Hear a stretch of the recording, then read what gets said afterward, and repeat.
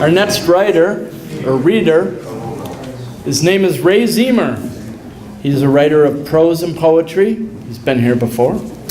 Currently finishing a young adult novel called The Ghost of Jamie McVeigh. He runs a small family construction company and teaches writing part-time at College of DuPage. He also enjoys participating in the Naperville and Batavia writers groups. His poetry has appeared in the journals Rivulets and Prairie Light Review and won first prize in a Poets and Patrons Poetry Contest. Born and bred on Chicago's South Side, he lives now in Warrenville on the west branch of the DuPage River with his wife and his family. Ray, come on up.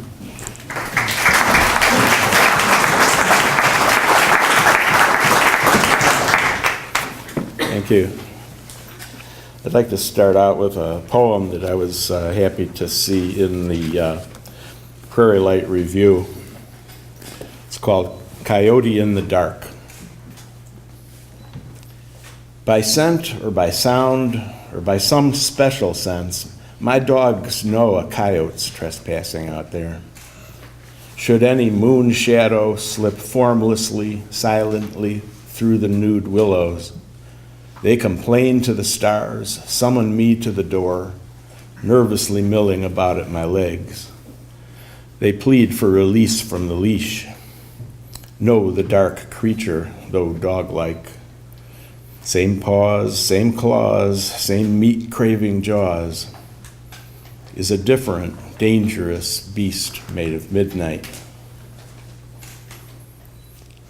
Just as I recognized you at first sight, when I danced at the door like a slavering dog, yearning to dash out and challenge. My heart whimpered then for the will to break loose, to give chase and run wild by the water, offer my throat, nip and nuzzle all night, prance and leap high in the moonlight.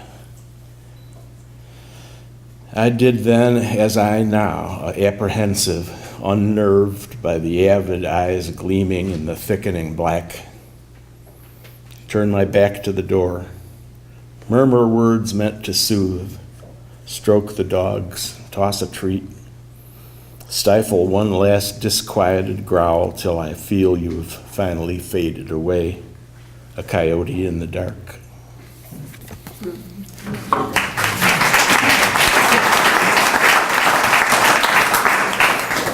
Thanks. This is a short story called Nolan's Notebook.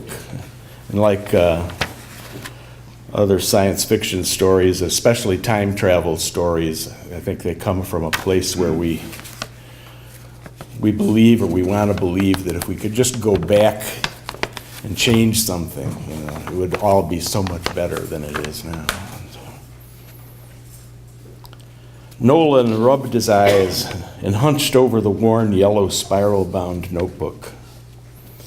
He sat alone on an aluminum picnic bench, sweating as he gazed over the parched grounds, the dying locust trees, the scum-covered pond. Behind him, a door opened in the drab concrete lab building, and a small, dark man stepped out onto the cracked pavers. Like Nolan, he wore a white lab smock over a blue shirt and tie. "Hello," the man said, approaching with a curt nod. "Sorry to disturb you. I am Dr. Prasad Vishtra." Nolan squinted pouchy, red-rimmed eyes. His thin gray hair was disheveled, his fingernails bitten and torn. Dr. Vishtra swung a leg over the bench to sit across from him. "Sorry," he said again. "They told me I should speak with you. You are Dr. Ferris Nolan, are you not?" Nolan blinked, his hand curling the limp cardstock cover of the notebook. "What do you want?" he said. "Well, Doctors Dubinsky and Chan sent me out to introduce myself. I'm here to direct the high-intensity organic photonics experiment." Nolan stared. He shook off a tremor, turned his face up to the sickly green haze of the sky, and laughed loud and shrill. Vishtra recoiled in alarm. His quick dark eyes glimpsed Dubinsky and Chan fist-bumping through the cafeteria window. Oh, a prank, Vistra realized. Have a good laugh at the new fellow's expense. Send him out to the raving lunatic. Nolan slapped his hands down on the table. High-intensity Foser effects, he demanded. Yes, that's it, Vistra said. The 12-month study utilizing Ford and Lab's forward spectrometer. For the charged particles, yes, Nolan said. He wondered if Nolan weren't in on the joke. A bit of schoolboy hazing, what? And the time projection chamber, Nolan asked. Yes, Vistra said, for the targeted organics. Nolan rubbed his hands together and cackled. Well, Dr. Nolan, you've obviously read my paper from the Geneva Symposium. Nolan glared at him. I don't know who the hell you are, but I know my own work when I hear it. Your own... Really? A smug look spread across Nolan's face. Well, Vistra said, I hadn't been informed that you would be involved with the project, Dr. Nolan. Ha! Nolan scoffed. No, I won't be involved. Never fear, they'll see to that. His eyes darted and he lowered his voice. I was excluded from the photonics research over 20 years ago.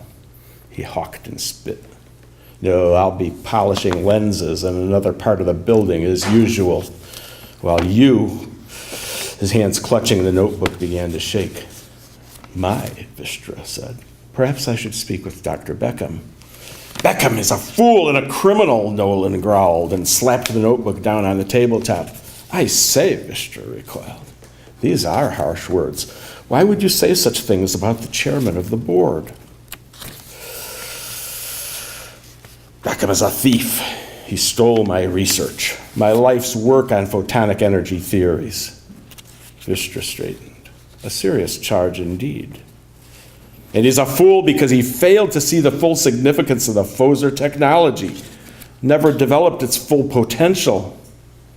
Well, Vistra offered, one might argue that Foser extrusion processes have revolutionized manufacturing. Nolan's face turned purple. No, he howled. That's nothing. That's Beckham jumping into the most obvious, most easily exploited technology. Don't you see? Application of the equipartition theorem to modulate high-intensity photonics targeting organics at the quantum level. It's the formula for everything. He stood leaning forward to screech into Vistra's face. Everything! I say, Vistra said, you look unwell, Dr. Nolan. Perhaps you should sit a moment and calm down. Nolan froze. Then, frantic, he dug into the pockets of his smock, fumbled with an amber prescription bottle, and gulped down several capsules. He collapsed, trembling, back onto the bench and breathed deeply through flared nostrils. In a minute, the flush had left his face, but the outrage remained. Now, he whispered, eyes flitting. Now's the time. His lower jaw jutted as he riffled through the flimsy notebook, found a certain page, and scratched vehemently with a ballpoint pen. Vistra looked about uncomfortably. A uniformed maintenance worker strolled from behind the building, dragging a large plastic sack. He stabbed idly with his poker at a piece of trash. Vistra became aware of the grumbling traffic, trucks trundling from the highway out to the manufacturing plant where sulfurous exhaust billowed from stacks on the horizon. Yes, Nolan sang, scribbling away. Vistra cleared his throat. What do you write in the notebook? He asked. The answer to everything, Nolan spat. If it's not too late. He looked up, glowering.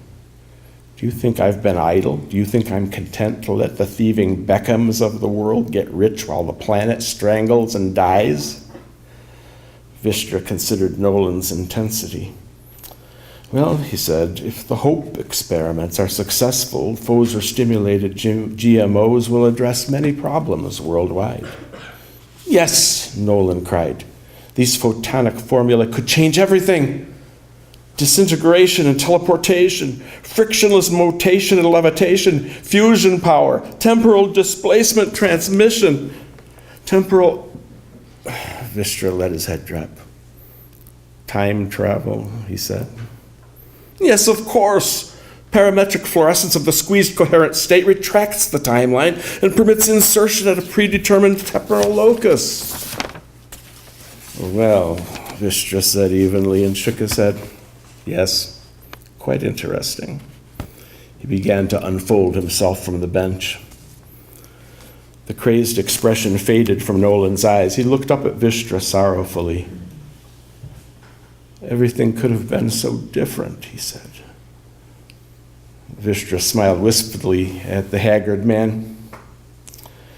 If you should travel back in time, Dr. Nolan, what would you do differently? Nolan sighed. I'd take my research straight to Neville Forden instead of Beckham. Forden would have done right by me, Nolan said. He was an honorable man. Vistra nodded. Dr. Forden had an excellent reputation. Nolan rested his head on crossed forearms. Everything could have been so different. Well, Vistra said, gazing out across the gray industrial park. We all have regrets. The maintenance man speared another piece of trash.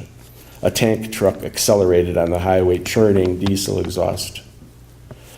You know, Doctor, we all struggle sometimes with these claims on our intellectual property.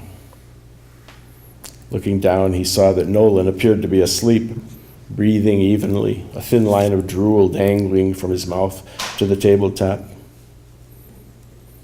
Vistra smiled with compassion and eased off the bench. Then, his curiosity aroused. He reached over and picked up Nolan's tattered notebook.